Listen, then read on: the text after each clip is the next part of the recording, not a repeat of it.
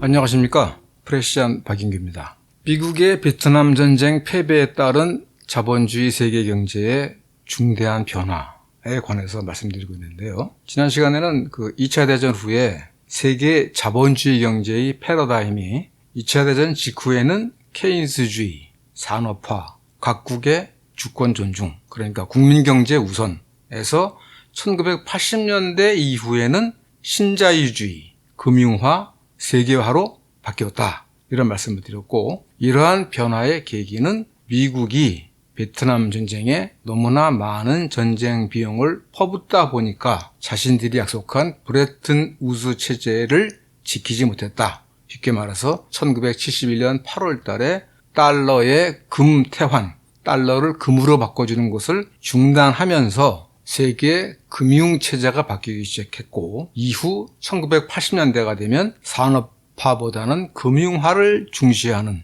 경제체제가 나타났고, 즉 이것은 미국 주도의 자본의 자유로운 이동, 이에 따라서 선진국이 후진국을 금융적으로 착취하고 지배하는 체제가 나왔다. 이런 말씀을 드렸습니다. 그리고 더 중요한 것은 2022년 2월 달에 시작된 우크라이나 전쟁이 단순히 우크라이나와 러시아 간의 군사적 대결이 아니라 1980년 이후 지속되고 있는 신자유주의 세계 경제 또는 탈냉전 이후 계속되어 온 미국 주도의 금융세계화를 사실상 끝장내고 있고, 앞으로 약 10년 전후해서 미국의 달러 지배에서 벗어난, 즉 미국 달러화를 쓰지 않는 새로운 비서방 주도의 경제권이 탄생할 가능성이 있다. 대단히 높다. 이게 왜 중요하냐? 한국 같은 경우는 대외 무역에, 대외 수출입에 압도적으로 크게 의존하고 있는 한국으로서는 미국 주도의 세계화된 경제가 서방 주도의 달러 경제권과 중국이나 러시아 등 브릭스가 주도하는 비서방 경제권으로 나뉜다고 했을 때 한국의 경제는 어디로 나아갈 것인가를 고민해야 되고, 그에 앞서서 현재 우크라이나 전쟁과 미국의 달러 지배 경제권이 초래하고 있는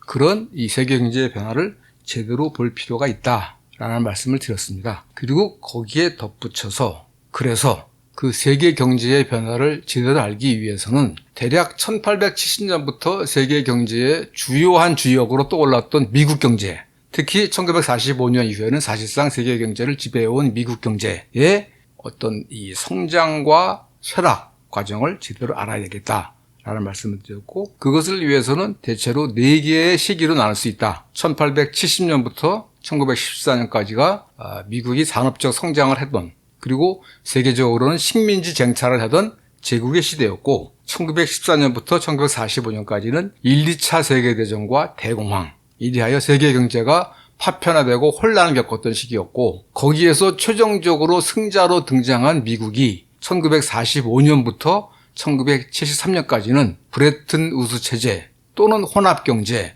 또는 케인스주의 경제를 유지해왔던 때입니다. 그리고 이것이 베트남 전쟁에 의해서 브레튼 체제 우드가 붕괴된 뒤에는 이른바 신자유주의, 금융세계화의 시대에 들어갔고, 이 신자유주의, 금융세계화의 시대가 지금 끝나가려 한다. 과연 다음에 세계 경제는 어디로 갈 것인가를 알아보자 라는 말씀을 드렸고, 오늘은 그 첫 번째 시간으로 1870년부터 1914년까지 계속됐던 제국의 시대 또는 세계화의 시대에 관해서 알아보도록 하겠습니다. 제국의 시대라는 시대 구분은 에릭 홉스봄이라는 영국의 유명한 역사가가 있죠. 그분이 이제 만든 겁니다. 근대 3부작 해서 대략 1700년대 말에서 1800년대 중반까지는 혁명의 시대, 그러니까 프랑스 혁명과 같은 혁명의 시대, 사회주의 혁명이고, 1848년부터 73년까지는 자본의 시대라고 그래요.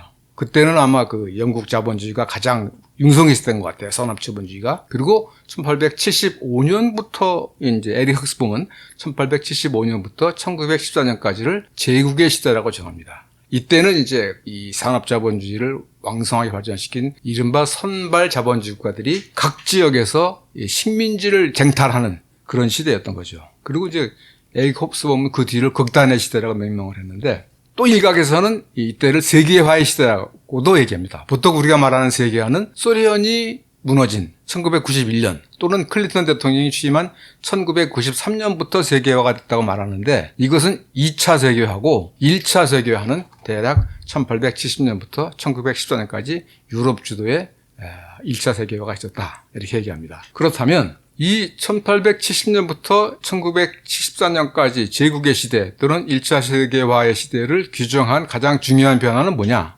그것은 한마디로 말하면 2차 산업혁명입니다. 보통 이제 산업혁명 하면은 18세기 말에 영국에서 시작된 산업혁명을 얘기하는데 이것은 주로 석탄을 에너지로 하는 증기기관으로 섬유 같은 경공업 위주의 산업혁명이었습니다. 그리고 그 자본가들은 주로 개인 기업가들이었어요.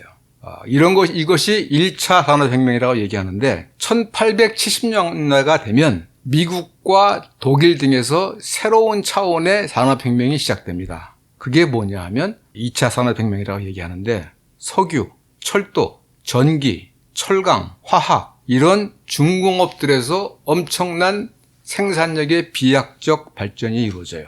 또 중요한 것은 이때 미국과 독일에서 일어난 2차 산업혁명은 개인 기업가가 아니라 이른바 법인기업, 주식회사, 우리가 말하는 대기업들 주도입니다. 예를 들면 록펠러의 스탠다드 오일 또는 JP 모건이 세운 US 스틸. JP 모건은 그 철광왕이라는 앤드루 카네기랑 대단히 경쟁을 하다가 앤드루 카네기의 철강 공장까지 합병을 하면서 US 스틸, US 철강이라는 회사를 만드는데 이게 당시에는 세계 최초로 자본금이 10억 달러를 넘었다고 그래가지고 아주 화제가 됐던 회사예요.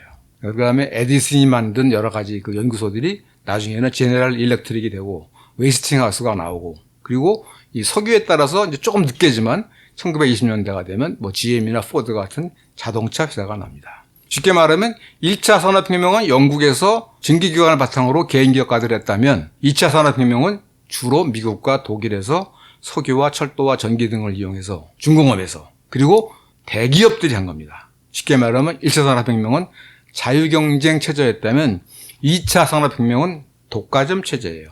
그리고 중요한 것은 이것은 바로 이 1870년부터 1914년까지 미국과 독일에서 나온 이러한 자본주의 체제가 지금 우리가 알고 있는 자본주의 체제의 원형이라고 할 수 있습니다. 사실은 이거는 독점 자본이라고도 말할 수 있죠. 산업자본주의이기도 하지만. 그리고 중요한 것은 영국과 프랑스가 선발 자본주의 국가라고 한다면 이 2차 산업혁명은 미국, 독일, 그리고 뭐 한참 떨어지지만 일본 등이 주도한 겁니다. 왜 이게 가능했냐면 이때 이 나라의 국가의 정치적 통일을 이뤘기 때문이에요. 자, 미국 같은 경우는 남북전쟁, 내전이죠. 그것을 1865년에 끝내면서 나라가 하나가 됐습니다. 독일은 무지하게 많은 수십 개 이상의 나라로 갈라져 있던 것이 프러시아 주도로 1870년에 통일이 됐어요. 그래서 독일 제국을 선포했죠. 일본도 1868년 메이지 유신을 통해서 중앙 집권 국가가 됩니다. 그러면서 이제부터 자본주의화에 나선 것이에요. 그렇다면 반면에 영국 같은 경우는 영국은 자유무역주의를 선포한 1846년부터 1873년까지 산업자본이 가장 발달했다고 그래요. 그러면서 엄청난 금융자본을 축적합니다. 그래서 1870년대부터는 자체적으로 산업화를 추진하기보다는 그동안 모아놓은 금융자본을 미국의 철도라든가 뭐 독일의 화학사 기업이라든가 이런 데 대출합니다. 그러니까 금융자본 시대가 온 거죠. 영국은 자본 수출국, 미국이나 독일은 자본 수입국이 됩니다. 그리고 이제 이때 미국이 갖고 있는 어떤 혁신 능력이라든가 뭐 영토의 크기라든가 해서 대략 1890년대 말쯤 되면 미국이 생산적 측면, 제조업 측면에서는 세계 제1위의 제조업 강국이 됩니다. 그래서 이때를 보통 1차 세계화라고 그래요. 1870년부터 1914년까지를. 그러나 이 1차 세계화라는 것은 전 세계가 하나로 됐다는 얘기이기도 하지만 중요한 것은 이것은 불평등한 세계화였다. 그러니까 영국, 프랑스, 독일, 뭐 네덜란드, 벨기에, 뭐 미국 이 정도 한 10개 내외의 나라들이 나머지를 식민지로 거느리고 있는 그런 시대였던 거죠. 식민지와 비식민지였던 것이었고. 또 2차 세계화, 1980년도부터 최근까지 진행된 세계화는 사실은 미국을 비롯한 서유럽과 일본, 서방이 주도했던 것이죠. 또 중요한 것은, 그러니까 1차 세계화는 약간 다극화된 선진국들이 주도했다면 2차 세계화는 미국과 서방이 주도했다고 볼 수 있고, 더 중요한 것은 둘 다 전쟁으로 끝났다는 겁니다. 1차 세계화는 1차 세계대전으로, 2차 세계화는 지금 우크라이나 전쟁으로 끝장나고 있다는 것을 알아두시면 좋을 것 같습니다. 자, 2차 산업혁명에 의한 이 생산력의 엄청난 발전으로 제국의 1차 세계화가 됐고, 또한 식민지 쟁탈전이 벌어진다 그랬습니다. 그래서 이제 제국의 시대라고 하는데, 쉽게 말하면 2차 산업혁명으로 어마어마하게 많은 제품 또는 그러니까 생산 능력이 나왔어요. 그러나 이것이 이윤으로 전환되기 위해서는 어디선가 소비 시장을 찾아야 합니다. 그때까지만 해도 선진 자본주의 국가라는 건 기껏해야 10개 내외였고 나머지는 다 식민지였죠. 그러니까 어떻게 해야 되겠습니까? 특히 미국이나 독일 같은 후발 자본주의 국가들은 식민지가 별로 없어요. 영국, 프랑스, 네덜란드, 벨기에 이런 선발 자본주의 국가들은 이미 식민지를 선점하고 있었습니다. 예를 들면 영국은 인도라는 어마무시한 식민지가 있었고, 호주, 캐나다, 뉴질랜드 같은 영국 사람들이 가는 데지만 사실은 이제 이 관계는 조금 덜 수차적이라고 하지만 어쨌든 영국 경제권 안에 있는 거죠. 프랑스 같은 경우는 북아프리카와 그다음에 인도차이나, 네덜란드는 인도네시아, 벨기에는 콩고, 나름대로 거대한 지역을 갖고 있었어요. 그러나 미국하고 독일은 별로 없었죠. 우선 이 미국하고 독일은 이제 보호무역주의를 하면서 자체 산업 능력을 발전시켰고, 그 다음에 이 향상된 생산력을 외국으로, 결국 자본주의라는 거는 소비가 돼야 완성이 되는 거니까, 미국 같은 경우는 1898년도에 스페인 전쟁을 해가지고 필리핀, 쿠바, 푸에르토리코 이런 지역들을 자신의 식민지로 만들었고, 그리고 사실은 미국이 가장 중시하는 거는 중국 시장 진출이었어요. 중국이 전 세계에서 인구가 가장 많고 한때는 제일 잘 사는 나라였으니까. 1898년도와 99년도에 문호개방이라는 문서를 발표해서 모든 나라가 중국에 공평하게 진출하자, 이런 의도를 표출합니다. 마음대로는 물론 안 됐죠. 그 다음에 일본 같은 경우는 1894년도에 청일전쟁에 승리하면서 대만을 띄어먹고, 그 다음에 요동반도까지 하장받으려다가 프랑스, 독일, 러시아의 3국 간섭으로 실패했지만 1904년도에 러일전쟁에서 승리하면서 요동반도도 먹고, 그 다음에 조선도 먹고, 그 이후에 만주, 중공 본 건 다 알죠. 또 이 1885년에는 유럽에서 이른바 이 아프리카를 분할하기 위해서 유럽 국가들이 모여서 국제회의를 합니다. 독일, 프랑스, 벨기에, 네덜란드 이런 나라들이 그냥 아프리카를 뚝뚝 잘라서 갈라먹는 거야, 사실은. 사실 이 시대는 한마디로 말하면 약육강식의 시대입니다. 비서방인들, 피식민지로 전락한 국가들, 한국도, 조선도 그 중에 하나였죠. 그야말로 고난의 시대였다고 할 수 있겠죠. 그러니까 이 1870년부터 1914년 이 제국의 시대에 유럽이 식민지를 얼마나 확장시켰냐를 보려면 유럽, 영국, 프랑스와 같은 유럽 식민 국가와 그 피식민지들이 차지하는 면적이 1878년도에는 지구 전체 면적의 67%였다고 그래요. 약 3분의 2죠. 이것만 해도 많죠, 사실은. 그런데 1914년이 되면 84%. 그러니까 지구 면적의 6분의 5 정도가 서구 식민국가와 그 지배지역, 그 피지배지역으로 이루어졌다는 겁니다. 그러니까 쉽게 말하면 이 엄청나게 증대된 생산력에 의해서 만들어진 생산품을 팔아먹을 그 시장을 쟁탈하기 위한 선진 자본주의 국가 간의 경쟁이 어마어마하게 격화됐다라는 것을 알 수 있습니다. 이것은 사실은 결국은 전쟁의 가능성을 내포하고 있는 것이죠. 그런데 그 당시에 서유럽인들은 1870년대부터 1914년까지를 아주 평화와 번영을 누리는 행복한 시기로 기억하고 있습니다. 이른바 벨 에포크, 프랑스어인가 본데요. 좋은 시절이다. 정말 좋다. 19세기 초반에 자본주의에 의해서 엄청나게 많이 수탈당한 노동자 계층들이 많이 없었고 1870년대가 되면 선진국들, 유럽 선진국들의 노동자 계층도 상당히 먹고 살만해집니다.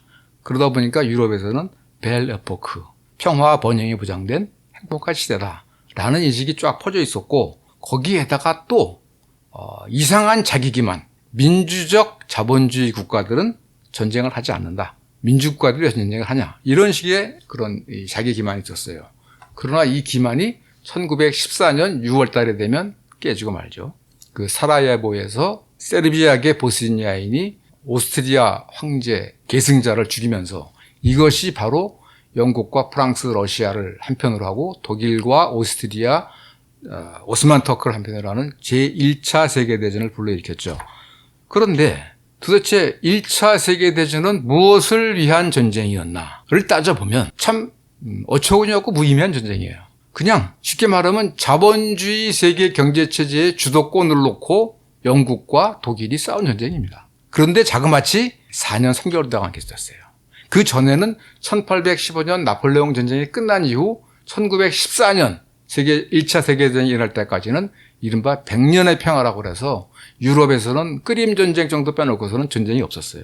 그러나 1차 세계대전이 나면서 4년 동안 영국과 프랑스, 독일은 그야말로 무의미한 살육전을 합니다. 그러면서 사실 어떻게 보면 그렇게 문명화됐다는 유럽 자본주의 문명의 어떤 근원적인 폭력성, 야만성을 드러낸 것이고, 따지고 보면 1492년도에 콜럼버스의 신대륙 발견 이후에 유럽이 세계를 지배하게 된 것은 바로 이 군사력에 의한 지배 때문이었다. 그리고 정말 무의미한 전쟁이었다. 그래서 실제로 이 1920년대가 되면 독일의 오스왈드 스팽글러라는 사람은 서구의 몰락이라는 책을 써내기도 했죠. 어쨌든 1차 대전이라는 거는 사실은 유럽인들에게도 엄청난 충격이었습니다. 비유럽인들, 비서방인들은 야만이고 자기네들만 문명이라고 생각했는데 이처럼 정말 야만적인 전쟁을 자기네들이 했으니까. 그러나 이제 더 중요한 것은 1차 대전이라는 거는 첫 번째, 서유럽의 쇠락을 알리는 신호였습니다. 그리고 두 번째는 뭐냐면 러시아 공산혁명을 가능케 한 계기였습니다. 1차 대전에 참여했던 러시아 제국이 너무나 가난과 부패 썩다 보니까 결국 레닌이 공산혁명을 성공시키게 됐죠. 1차 대전이 없었다면 러시아 공산혁명이 가능하지 못했을 겁니다. 아마도. 또 마지막으로 중요한 것은, 그리고 어찌 보면 가장 중요한 것은 뭐냐면 미국이 세계 최대의 채권 국가가 됐다는 것입니다. 이건 몇 번 말씀드렸습니다만 1차 대전이 일어나자마자 한두 달 만에 영국이 미국을 찾아와서 전쟁 물자와 전쟁 비용을 대달라, 꿔주라 라고 얘기를 했다는 거 아닙니까?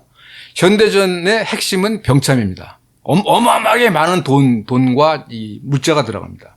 그런데 그 미국이 그걸 거의 다 댔어요. 그러면서 1차 대전 이전까지 세계의 어떻게 보면 가장 큰 채무 국가였던 미국이 졸지에 가장 큰 채권 국가, 그것도 이 역사상 볼 수가 없는 때 120억 달러인가 되고 독일의 비상금이 독일 GDP의 3배였다고 하는데, 어쨌든 미국이 세계 최대의 채권 국가가 됐습니다. 이것은 다시 말하면 세계 경제를 움직일 수 있는 힘을 갖게 됐다는 소리예요. 쉽게 말하면. 보통은 이제 그 미국의 세기, 아메리칸 센츄리를 1945년부터 시작됐다고 얘기합니다. 그것은 이제 그 라이프라는 잡지, 타임 라이프 잡지의 발행인인 헨리 루스가 41년 2월 달인가 아메리칸 센츄리라는 글을 써서 유명해진 건데, 2014년도에 영국의 데일리 텔레그라프라는 신문은 미국의 세기는 1914년부터 시작됐다. 사실상.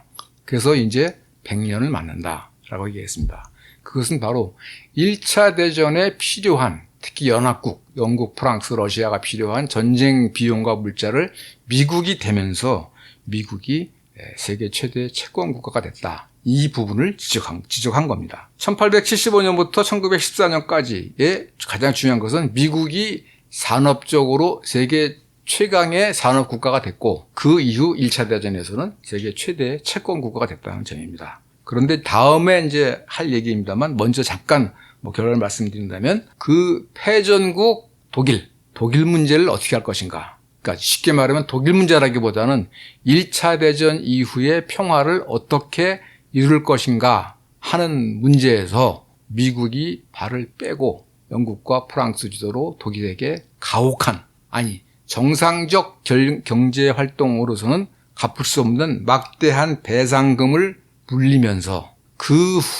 결과가 바로 대공황을 불러왔고, 대공황이 다시 2차 대전을 불러왔고, 그래서 1914년부터 45년까지 전쟁의 시대를 불러오게 됐다라는 것입니다. 그리고 이제 이게 가장 중요한 1차 대전의 결과이고, 그거보다 작은 문제라고 하겠습니다만, 1차 대전을 통해서 소련이라는 공산국가가 태어났고, 미국이 세계 최대의 채권국, 그리고 자본주의 국가들의 지도국가가 되면서 어떻게 보면 냉전은 이미 1917년부터 시작됐다. 실제로 민족 자결이라는 것도 원래는 소련의 레닌이 먼저 내세운 겁니다. 그러니까 이거의 질서라 윌슨도 14개 조항에서 민족 자결을 내세웠지만 사실은 약간 윗선적인 것이었죠. 그리고 이제 1차 대전의 또 하나의 결과는 그 당시까지만 해도 오스만 터키 지배하에 있던 이슬람권, 그 이슬람권이 영국과 프랑스의 지배권으로 들어가면서 2차 대전 후